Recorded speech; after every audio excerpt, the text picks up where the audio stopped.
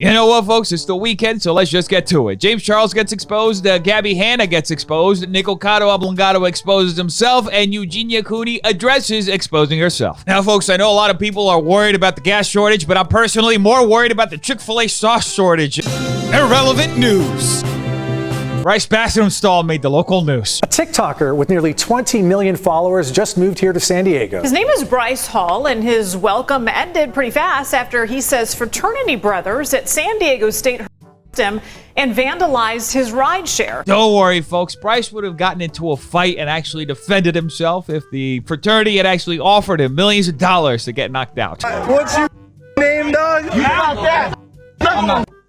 You felt that. Yo, Bryce!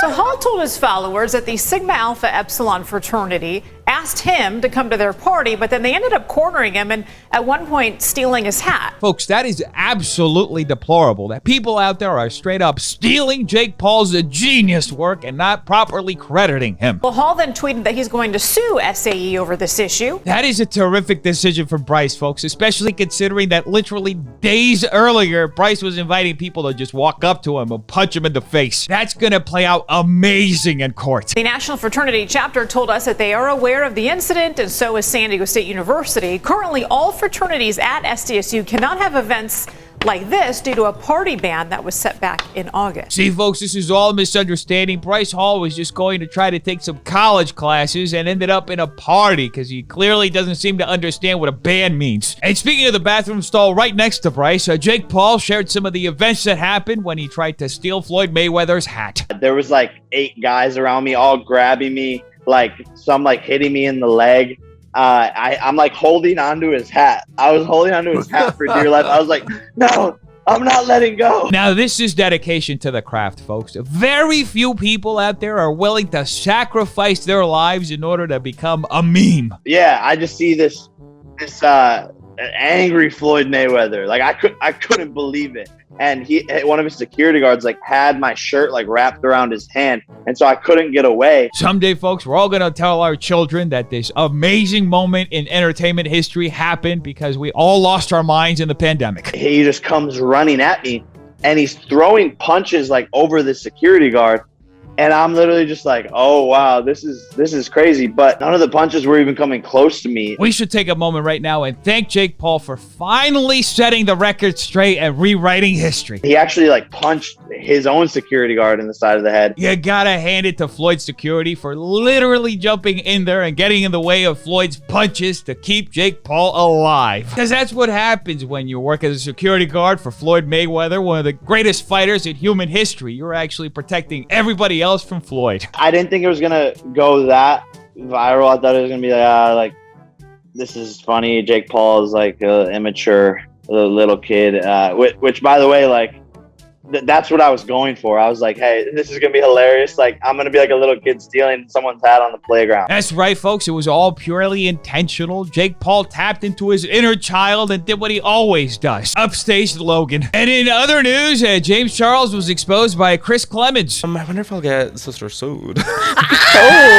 Folks, this isn't a joke. James Charles is paying a football team worth of lawyers to go after literally anyone who even thinks his name. He's not playing around anymore with those allegations.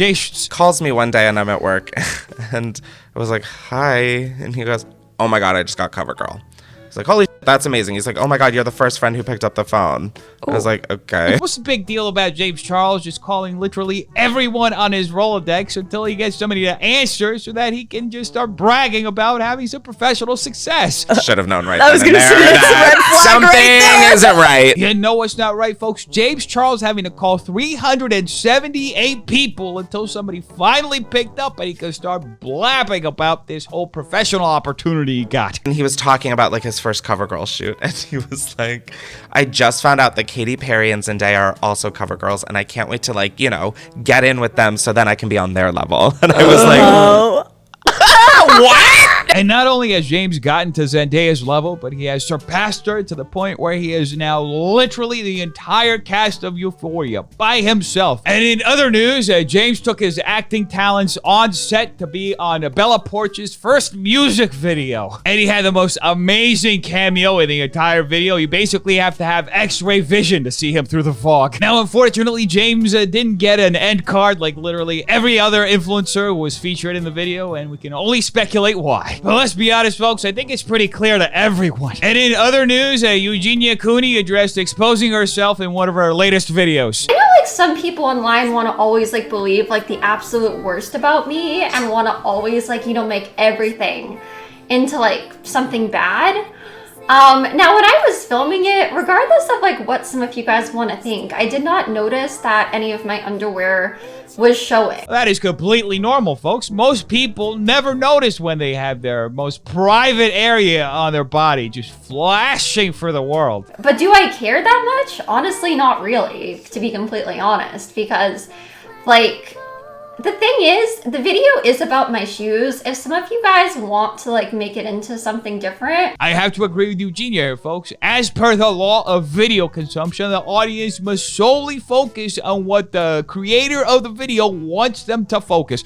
Anything else that starts up some kind of conversation, whether positive or negative, should be completely ignored, no matter how shocking it may be to viewers. guys, kids have seen underwear. It's crazy because it's like, I'll see people post in bathing suits. I'll see people post like on Instagram, like literally in underwear.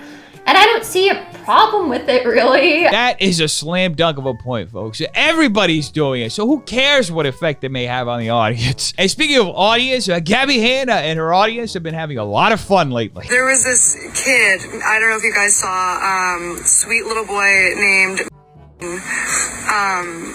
and I was so convinced it was somebody else because of something they had said. Folks, that is disgusting that somebody would pretend to be somebody that they're not to Gabbie Hanna. How dare anybody cause any type of suspicion or paranoia to arise in her to the point where she starts obsessing over it. I had them message me on Instagram to see the account and then had them click a link so that I could see their IP address and had them send me a video. But then once I got the video, she realized that she was doxing the kid and decided to just leave it alone and walk away and forget about it, right? Because that's what most people would do in that situation. so the video I was like, oh, okay, but I still can't be sure if it's actually this person. And then I asked them to click something so I could see their IP address and where they were. And then I saw it and I was like, yeah, but they could have a VPN. And then I was just like, dude. What the hell am I watching? Is what any rational person would say in a situation like this, folks. But we are not living in rational times. Seriously, people are literally putting gas in plastic bags. Sick of this one.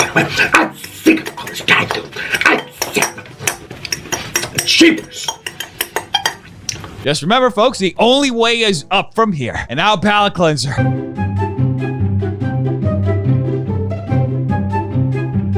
Anyway, Defenders, make sure you like and subscribe for more videos like this. If you like, will be another wonderful weekend that we all have. Tell me in the comments down below what do you think. I want to know. Check out these videos right here. They're good too. Make sure you're still washing hands and touching your faces. Stay away from stupid people. Have an amazing day, Defenders. I love all of you. Peace.